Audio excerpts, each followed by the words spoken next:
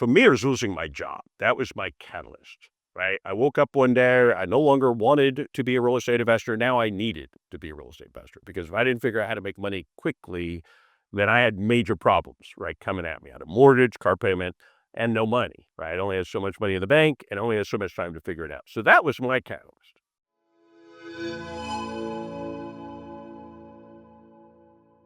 So there is something different about those who succeed and those that don't succeed. And it's not about who's smarter, it's not about who works harder, but there is something different about it. So how do you make a successful real estate investor? Okay, well, there's several ingredients you need, like training. Training is necessary, although by itself not sufficient.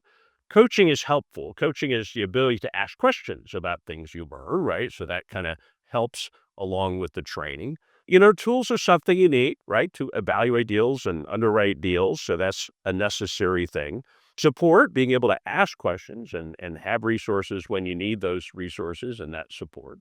Capital is a big deal, especially with commercial real estate. You need the money to do the deal. And then there's something I also call the catalyst. And in some ways, that's maybe the most important of them all. For most people, it's not the smartest people, it's not the hardest working people. It's the people that need it, want it.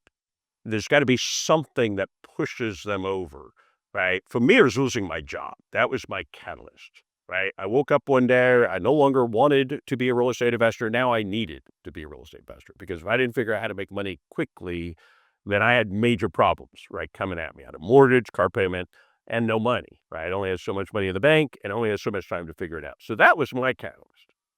And after helping so many people get into this real estate thing for so many years, that's really a big deal, the catalyst. Sometimes somebody comes to one of my classes and say, I just got fired at work. And my response is universally the same. Congratulations. Yeah, I'm dead serious. You no longer want to be a real estate investor. No, now you need this. Now you need this. Yeah, it's no longer a want, now it's a need. There's a big difference between a want and a need, right? And that's an example of a catalyst.